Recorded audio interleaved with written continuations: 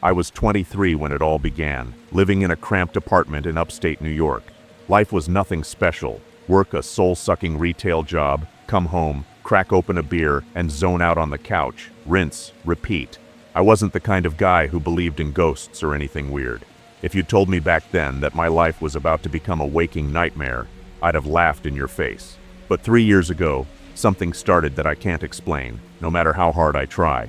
It wasn't a sudden jump scare moment like in the movies. It was slow, creeping, like a shadow stretching across the room when you're not looking. It started with a dream.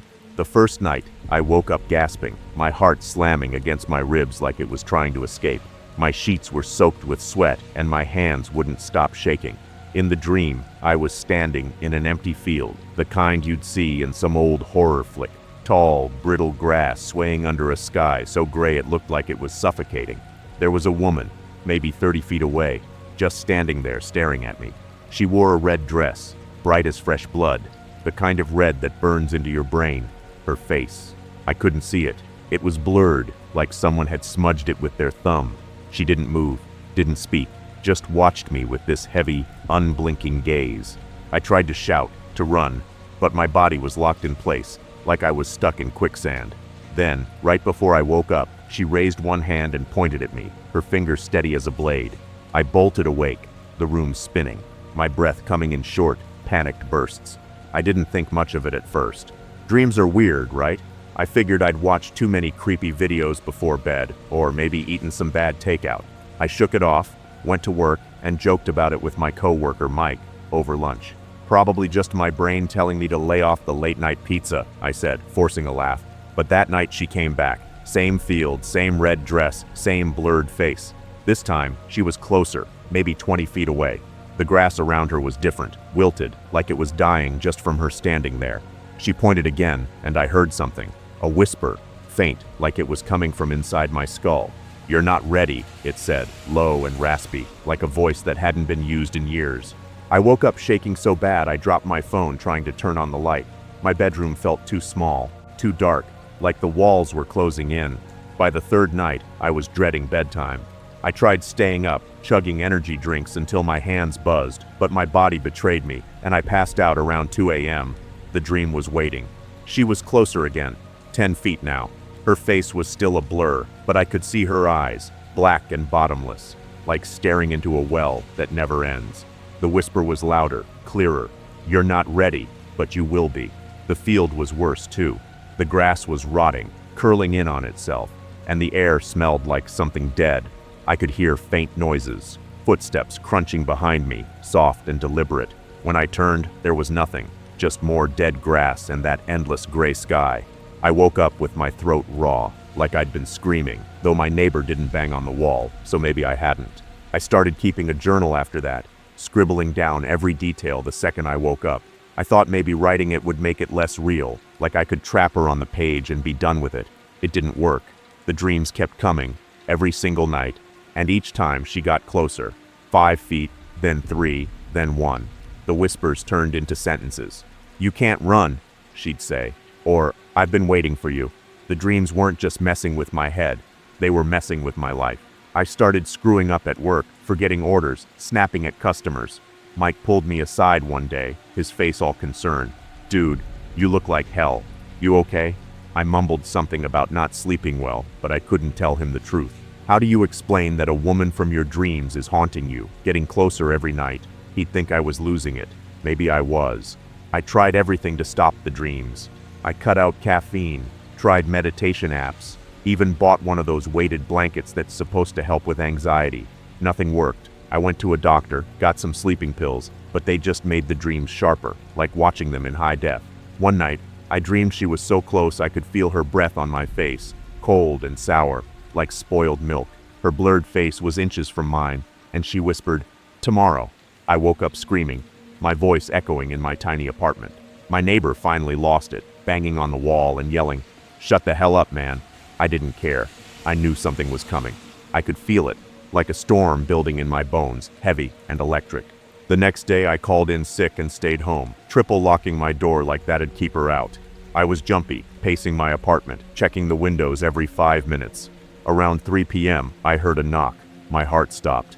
I froze, staring at the door, my pulse so loud it drowned out everything else. The knock came again, slow and deliberate.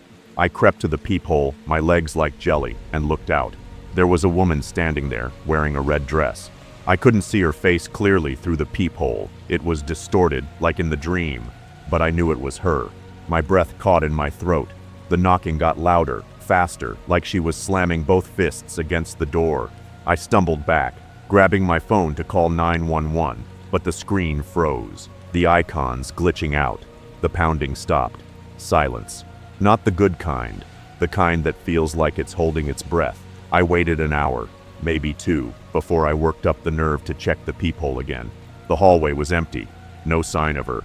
I told myself I'd imagined it, that I was so sleep-deprived I was seeing things. But when I opened the door to check, there was something on the mat, a single red thread, thin and bright, like it had been torn from her dress. I stared at it, my stomach churning. I picked it up with a tissue, carried it to the kitchen, and burned it in the sink. My hands were shaking so bad I could barely hold the lighter. The flame hissed, and the thread curled into ash, but it didn't make me feel better. It made it worse, like I'd just confirmed she was real. I didn't sleep that night. I sat on my couch, lights on, a kitchen knife in my hand, watching the door. Every creak in the building made me flinch. I started wondering if I was crazy. I called my mom the next day, told her I was stressed, maybe depressed. She wanted me to come home, but I couldn't. I didn't want to bring whatever this was with me.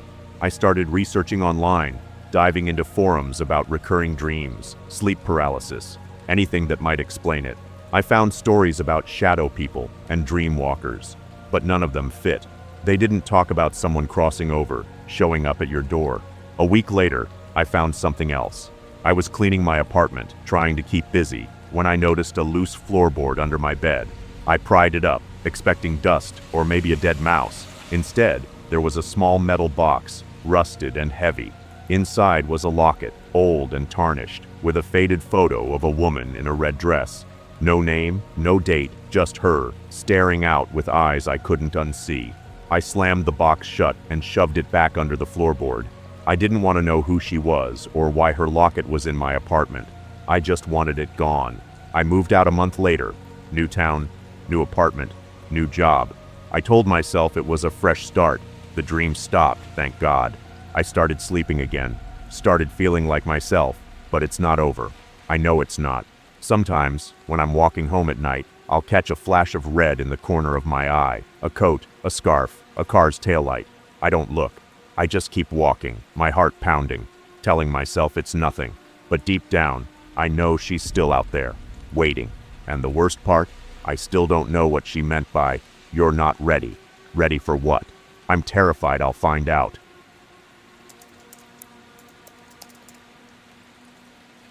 When I was 10, my family moved into an old house in rural Ohio.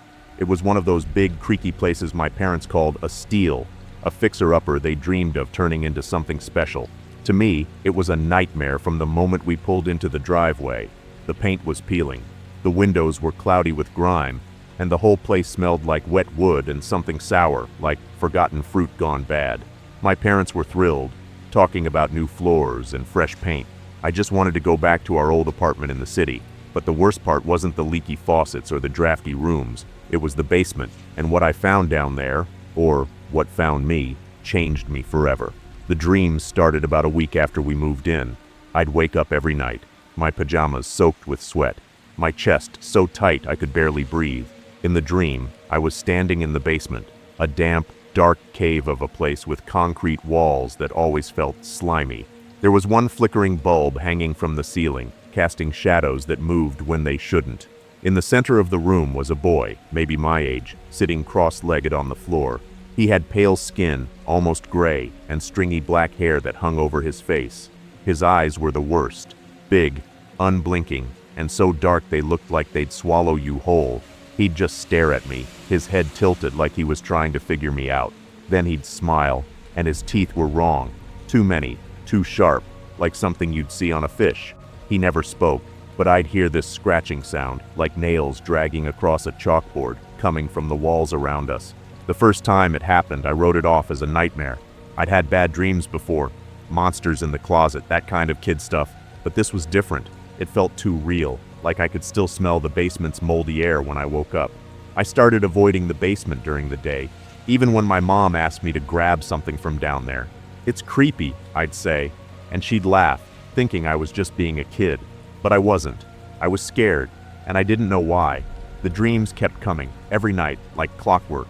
The boy didn't move at first, just sat there, smiling that awful smile. But after a week, things changed. He started crawling toward me, slow and jerky, like his joints didn't work right. His hands slapped the concrete, leaving wet smears behind, and the scratching sound got louder, sharper, like it was coming from inside my head. The shadows on the walls started moving too, long, twisted shapes that didn't match anything in the room. I'd wake up gasping, my heart pounding so hard it hurt. One morning, I noticed something else. My fingernails were dirty, like I'd been digging in the ground. I scrubbed them raw in the sink, telling myself it was nothing, but my stomach wouldn't stop churning. I didn't tell my parents. They were busy with the house, ripping out carpets, arguing about paint colors. I didn't want them to think I was a baby, scared of a stupid dream, but I was terrified. I started sleeping with the light on, my baseball bat next to my bed. It didn't help. The dreams got worse. The boy started whispering my name, "Danny, Danny, Danny," in a voice so raspy it sounded like he was choking on dust. "Come play," he'd say. "It's fun down here." The shadows on the walls weren't just shadows anymore. They had shapes, hands, faces, things with too many limbs. One night, he grabbed my wrist, his fingers cold as ice, and I woke up with a bruise in the exact same spot, purple and tender. I hid it under a sweatshirt and didn't say a word. I had to know what was happening. We didn't have internet back then. This was the early 2000s. So I'd bike to the library after school, sneaking into the newspaper archives. I didn't know what I was looking for, just anything about the house. That's when I found it. An article from 1974 about a kid named Tommy who went missing in our town. He was 11, last seen playing near our street. The article said the police searched for weeks but found nothing. There was a blurry photo of him, pale skin, dark hair, big eyes. I swear it was the boy from my dreams. My hands were shaking as I read the details. Tommy's parents said he'd been acting strange before he vanished, talking about a friend in the basement of an old house. I tore the page out, stuffed it in my backpack, and hid it under my mattress when I got home. I stopped sleeping as much as I could. I'd stay up reading comics, drinking soda, anything to keep my eyes open. But I'd always crash eventually, and the boy would be there, waiting. He wasn't crawling anymore. He'd stand up, tall and wrong, his limbs too long, his head lolling like it was too heavy. The scratching was deafening now, and the shadows were closing in, their fingers brushing my arms. One night, he pointed to a corner of the basement where the concrete was cracked, a jagged line running through it like a scar. "Look," he said, his voice sharp enough to cut. My eyes moved on their own, and I saw something buried there, something wrapped in a dirty blanket. It moved, just a little, like it was breathing. I woke up screaming, but I wasn't in my bed. I was in the basement, standing right where the boy had been, my bare feet freezing on the concrete, my hands caked with dirt. I ran upstairs, sobbing, yelling for my parents. They found me in the kitchen, curled up under the table, babbling about the boy. My mom hugged me, whispering that it was just a dream, but my dad went down to check the basement. When he came back, his face was gray. He didn't say what he saw, just muttered something about calling a contractor to fix the foundation. A week later, he announced we were moving. No explanation, no discussion. We packed up and left, staying with my aunt until we found a new place an hour away. I never went back to that house, and my parents never talked about it, but I couldn't let it go. Years later, when I was 16, I overheard my dad talking to my uncle at a family barbecue. He was drunk, his voice low, like he didn't want anyone to hear.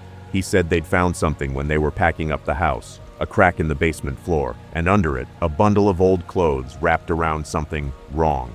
He didn't say what, but he said the contractor refused to work on the house after that. I didn't ask questions. I didn't want to know I'm 28 now, living in a different state, far from that house. I don't dream about the boy anymore, but I still check my bedroom door every night, make sure it's locked. I avoid basements. Always have, always will. Sometimes when I'm half asleep, I'll hear that scratching sound, faint, like it's coming from under the floor. I tell myself it's just the house settling, but I know better. Last year, I looked up our old address online. The house was gone, torn down in 2010. The article said they found bones in the foundation when they demolished it. Small ones, wrapped in a blanket. The police couldn't identify them, said they were too old. I didn't need a DNA test to know who it was. It was Tommy, and he's still down there, waiting for someone else to come play. I've always been the kind of guy who needs proof. Ghosts, demons, all that supernatural stuff. I didn't buy it. I'm a data analyst in Chicago, 32 years old, and my world runs on numbers, logic, and things I can pin down. If you can't measure it, it's not real. That's what I told myself anyway, until 2 years ago, when a dream turned my life upside down. It wasn't just a dream that felt too vivid or left me rattled for a day. It was something else. Something that clawed its way out of my head and into the real world. I can't explain it, no matter how many spreadsheets I build or how much I try to rationalize it. It started in October 2023, and I'm still not sure who or what I'm dealing with. It began on a Tuesday night. I'd been pulling long hours at work, fresh off a promotion that had me buried in reports and coffee cups. I crashed hard that night, barely kicking off my shoes before I passed out. That's when the dream hit. I was walking down a street I'd never seen before, old and narrow, paved with uneven cobblestones. Gas lamps flickered on the corners, casting long, jittery shadows. The air was heavy, like a storm was about to break, and it smelled faintly of ozone and decay. At the end of the street stood a house, big, Victorian, with black shutters and a red door that looked too bright, like it was painted with something alive. The house felt wrong, like it didn't belong in the world, like it was watching me. I didn't want to go inside, but my feet moved anyway, dragging me toward that red door. The inside was worse. The foyer was dim, with peeling wallpaper that curled like dead skin. The air was thick with dust, and something sweet, like rotting fruit left out too long. A spiral staircase led up into the dark, its banister slick under my hand. I climbed, my heart pounding, each step creaking like a warning. At the top was a door, plain and unmarked. When I opened it, I found a small room with a single wooden chair and a full-length mirror. In the mirror, I saw myself, but it wasn't right. My reflection was smiling, a slow, crooked grin, and I wasn't. Its eyes were too wide, too bright, like it knew something I didn't. It raised a hand and waved, deliberate, mocking. Then it spoke, in my voice, but colder. "You'll find me." I woke up gasping, my shirt stuck to my skin with sweat, my bedroom feeling too small, too quiet. I tried to laugh it off the next day. Just a weird dream, I told myself. Too much stress, too many late nights. I mentioned it to my coworker, Sarah, over lunch, joking that my brain was directing its own horror movie.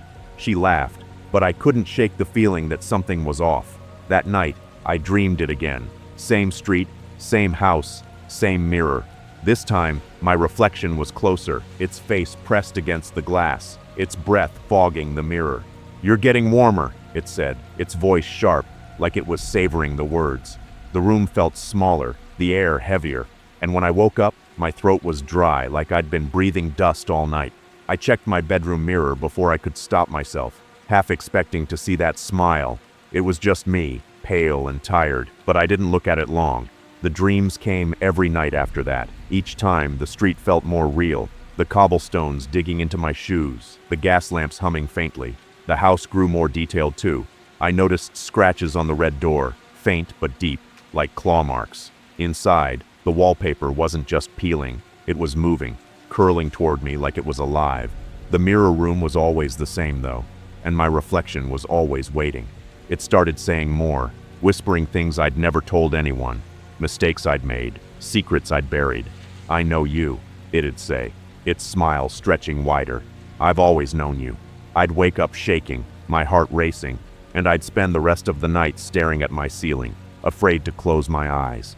After a week, I started seeing the street in real life. I'd be driving to work, stuck in Chicago traffic, and I'd catch a glimpse of cobblestones in my peripheral vision, or the flicker of a gas lamp on a corner.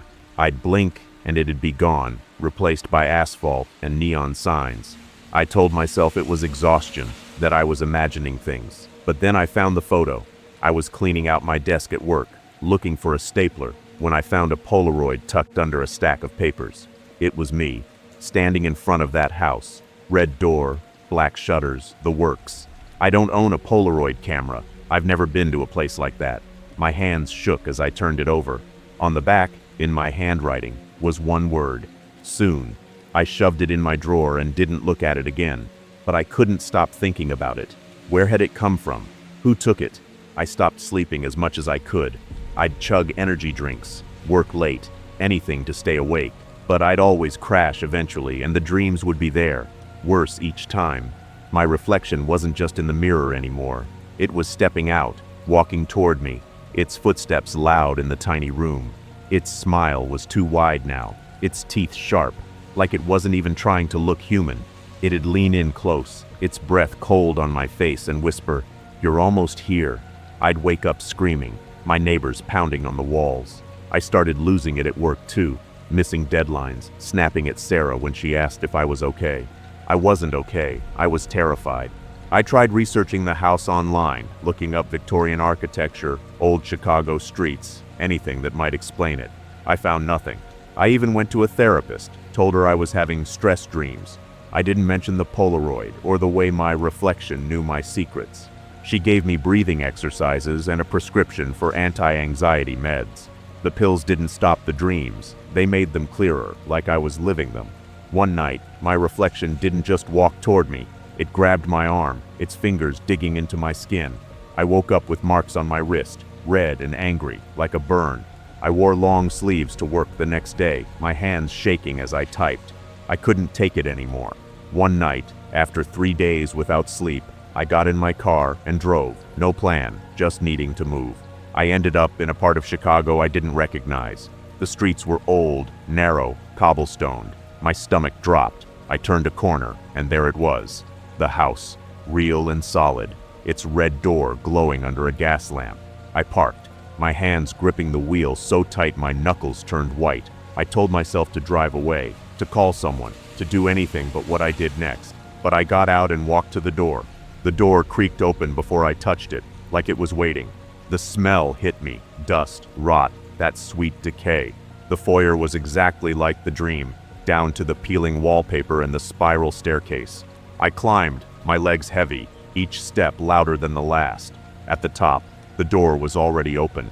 The mirror room was there, the chair empty, the mirror gleaming. My reflection was waiting, smiling that awful smile.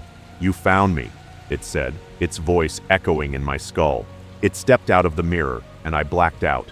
When I came to, I was in my car, parked outside my apartment. My phone said it was 6 a.m., but I had no memory of driving home. I checked my GPS, my maps. Nothing showed where I'd been. The street, the house, it was gone. I drove back to that part of town the next day, but it was just a normal block, apartments, a bodega, no cobblestones, no Victorian house. I told myself it was over, that I'd imagined it. But when I got home, I found another Polaroid in my jacket pocket. Me, standing in that room, my reflection behind me, its hand on my shoulder, its smile wide and sharp. I don't sleep much anymore. When I do, I dream of that house, and my reflection is always there, closer each time. Sometimes I catch it in real mirrors, a flash of that smile, gone when I blink. I've started avoiding reflective surfaces, covering my bathroom mirror with a towel. I don't know what it wants, but I know it's not done with me. The worst part? I'm starting to forget what my real reflection looks like. Sometimes, when I catch my face in a window or a spoon, I'm not sure it's mine. And deep down, I'm terrified that one day, I'll look in a mirror and it'll be the only one looking back.